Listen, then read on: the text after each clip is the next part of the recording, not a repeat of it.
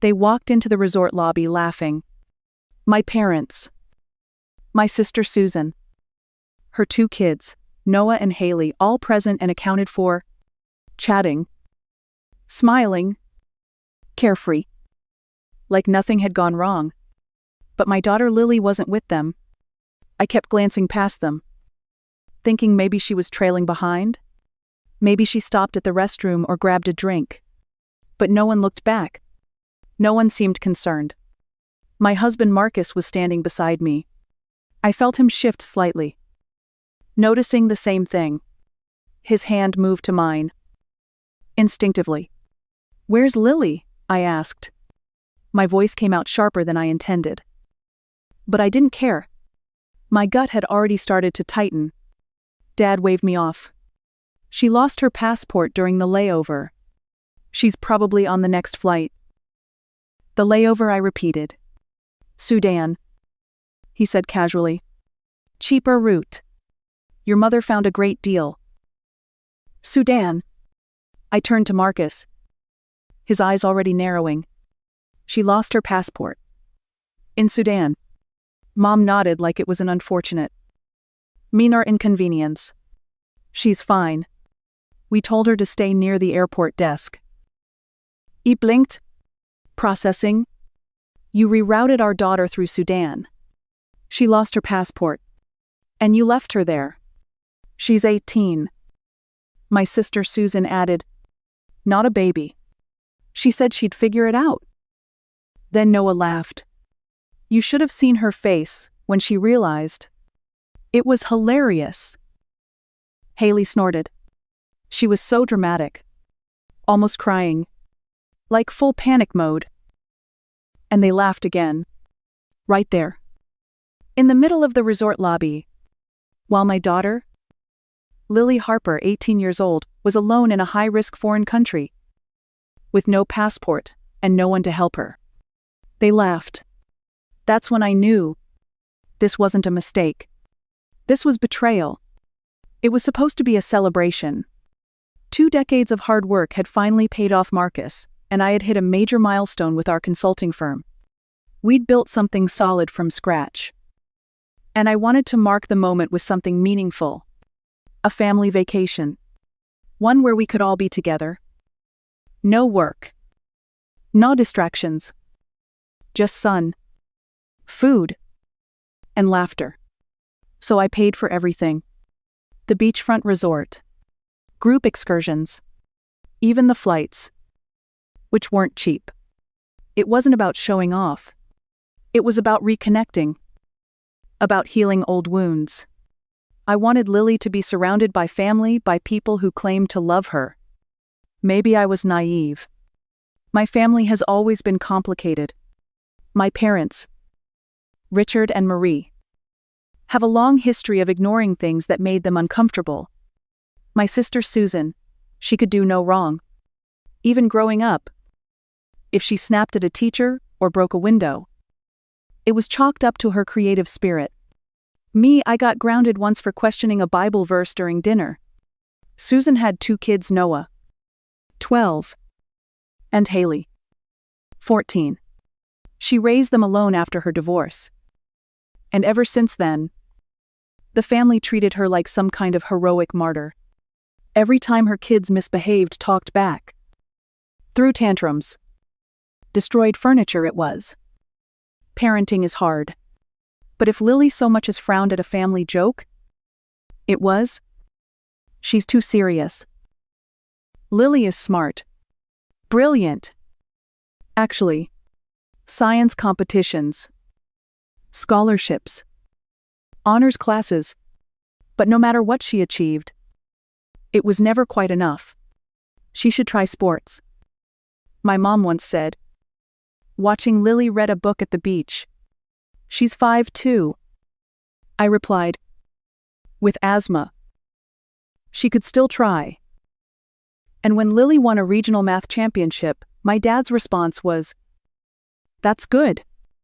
But make sure she's not just a brain. Nobody likes a know-it-all. That's the kind of support Lily grew up with. So yes, maybe I should have known better. But I still wanted to believe this trip would be different. That we could finally be seen, not just tolerated. Turns out, I was wrong. The next morning, I sat in the lobby with Marcus. Watching the automatic glass doors, I checked the time again. Their arrival had been delayed. But now, they were finally here. I stood when I saw them. My parents. Susan. Noah. Haley. All of them. Walking in like it was any other vacation morning.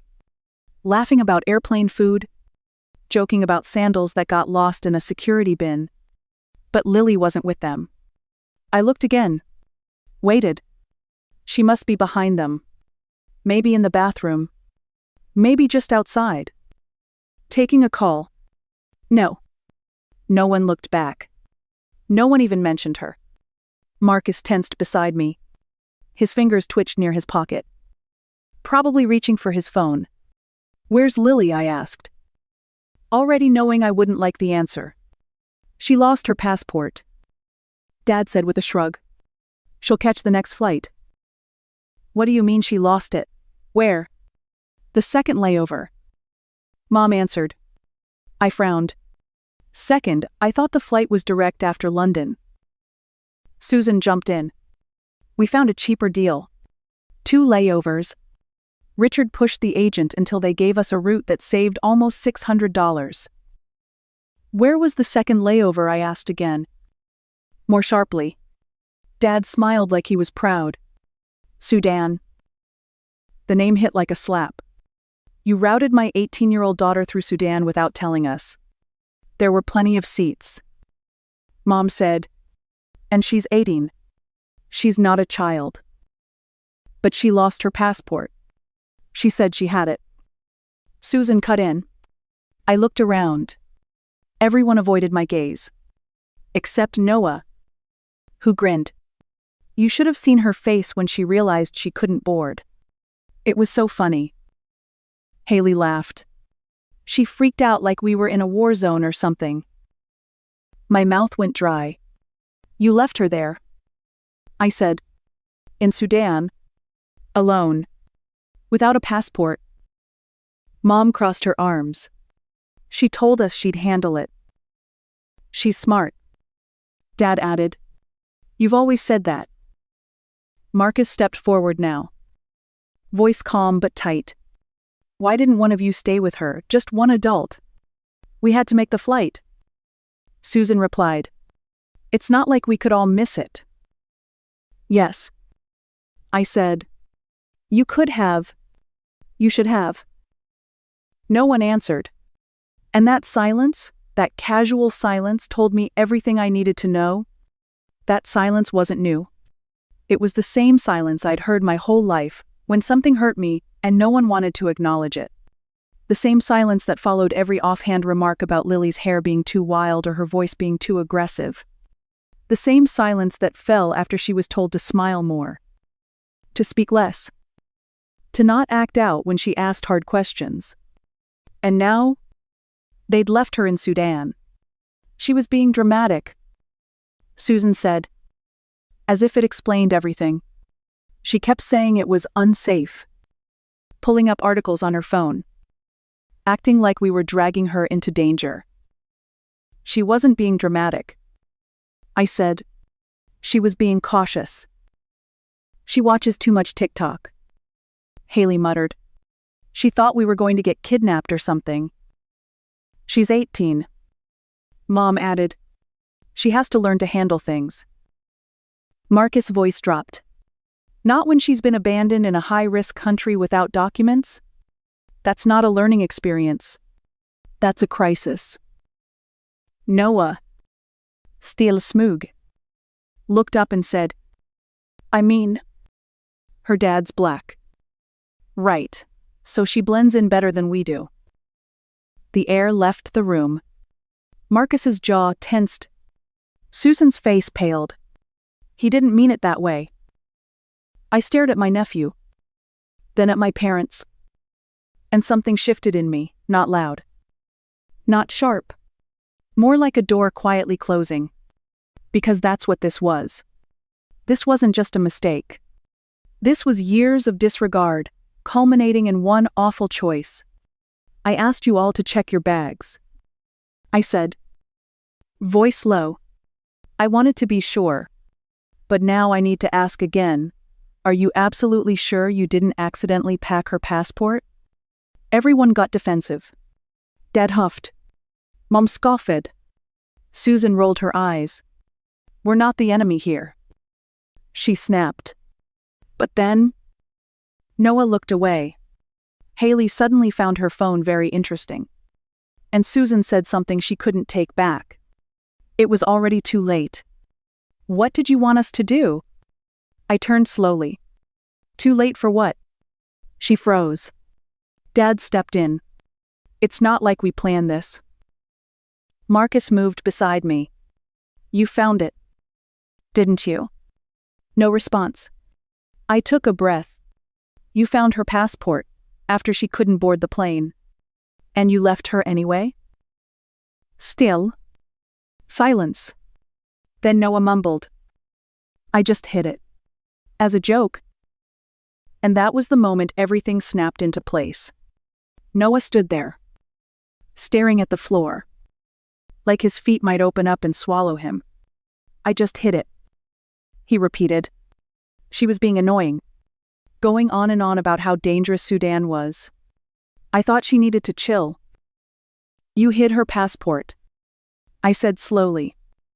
In a country the U.S. government warns travelers to avoid.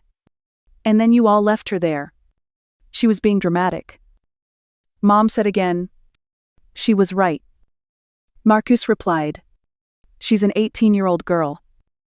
Alone in a place she didn't want to be. Without documents. Without help. Without any way to reach us. And you made fun of her. She said she'd figure it out. Susan snapped. She didn't want to come through Sudan anyway. She was making everything hard.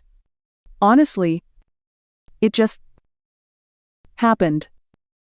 No, it didn't just happen. You don't just forget a passport you found in your bag. You don't just decide not to mention it. You don't just leave your niece in a dangerous place because she expressed concern. This wasn't forgetfulness. It was a choice. I didn't scream. I didn't throw anything, though my whole body wanted to. Instead, I turned to Marcus and said quietly, We're fixing this. He nodded and pulled out his phone. I could see his thumb flying across the screen, checking flight options. We walked out of the lounge, past the pool, past the front desk. I didn't even turn around when Mom called after me. You don't have to make a scene. I'm not making a scene, I said under my breath. Not yet. Back in the hotel suite, I opened my laptop and logged into the airline portal. I started searching flights to Khartoum. There was one, 5 hours from now. It wasn't ideal. It was risky. But not as risky as doing nothing. Marcus leaned over my shoulder. You stay, he said. I'll go. He was right. As a black man, he might attract attention there, but I would too. And someone needed to manage the fallout here. Because the fallout was already happening. Even if my family didn't realize it yet. We booked it. One-way ticket for Marcus. 2 return tickets for the next day, 1 for him. And 1 for Lily. Still no word from her. I called again. Nothing. Straight to voicemail. I tried texting. Emailing. Messaging through every app I could think of. Still, nothing. I kept trying. And on the 9th call, just as I was confirming the flight, the line connected. Mom came a shaky voice. I nearly dropped the phone. Lily, are you okay? Her breath hitched. I've been trying to call. The Wi-Fi's garbage. Miss Sim won't connect. I thought something was wrong with my phone. No. It's not your phone. I said. We found your passport. Dad's coming. He's flying out to you tonight. Silence. You found it. In Susan's bag. Another silence. Then a sound I'll never forget, a small, broken laugh that turned into something like a sob. I knew it, she whispered. And my heart cracked wide open. I told them, Lily said, her voice thin. I told them I had it. I told them not to go through Sudan. I told them it wasn't safe. I know, I said. I believe you. She didn't cry. Not exactly. But her voice cracked. Like she was holding something back. Like she'd been holding it for hours. They said I was being dramatic. That I was watching too much TikTok.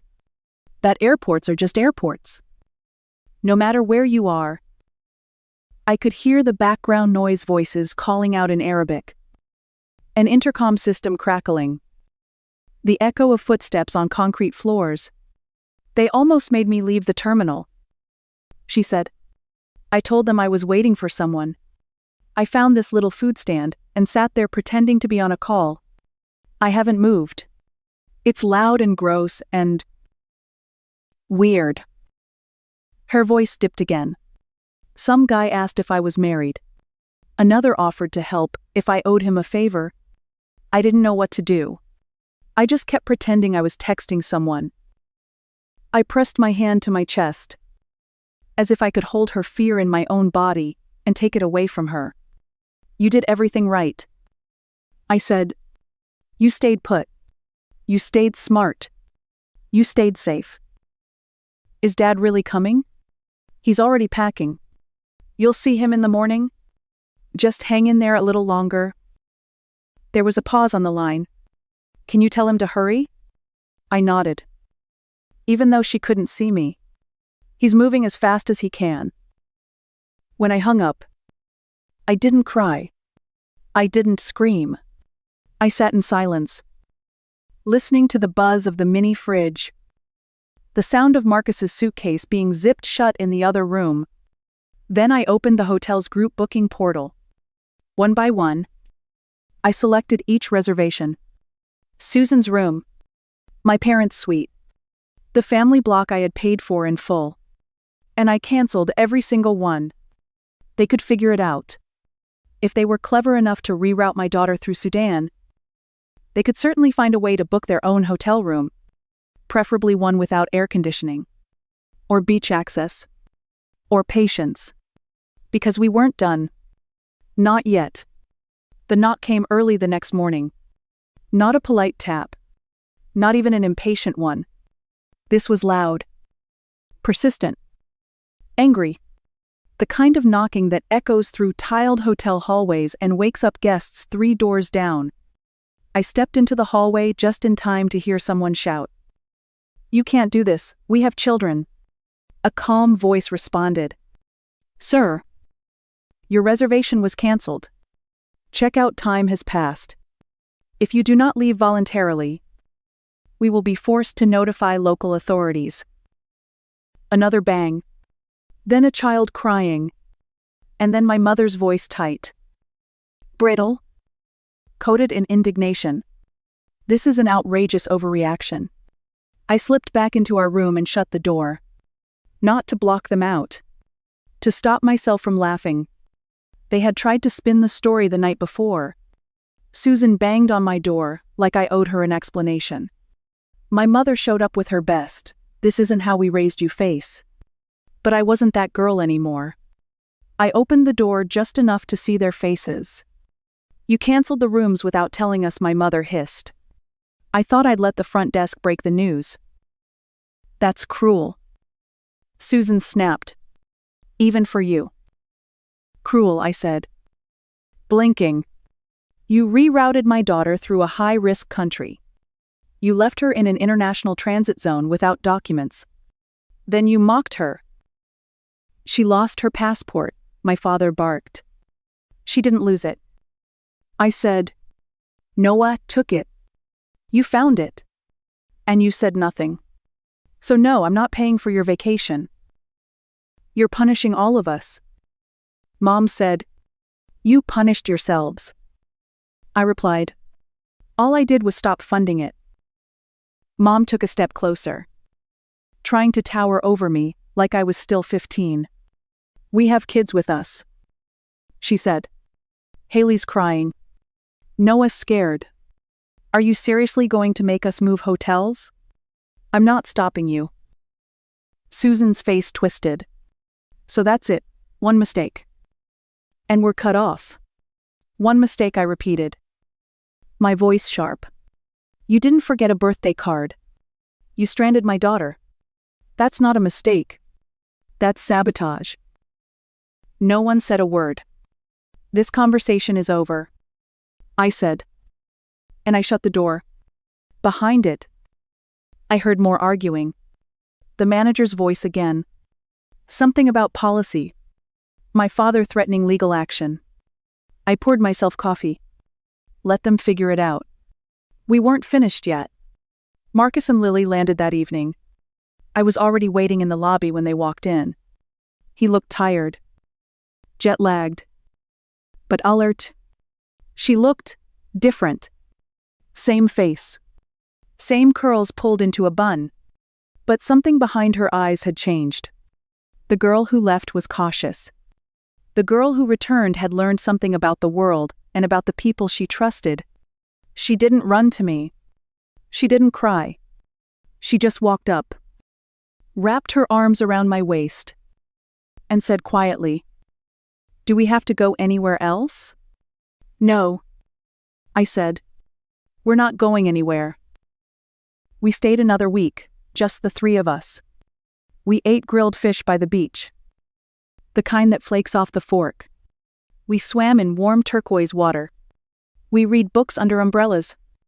Lily slept in, smiled again, found pieces of herself coming back. Every time a message popped up on my phone, my stomach would tighten, but I didn't open any of them. I didn't respond to the guilt trips, the long voicemails, the passive-aggressive texts about tearing the family apart. I had already made my choice.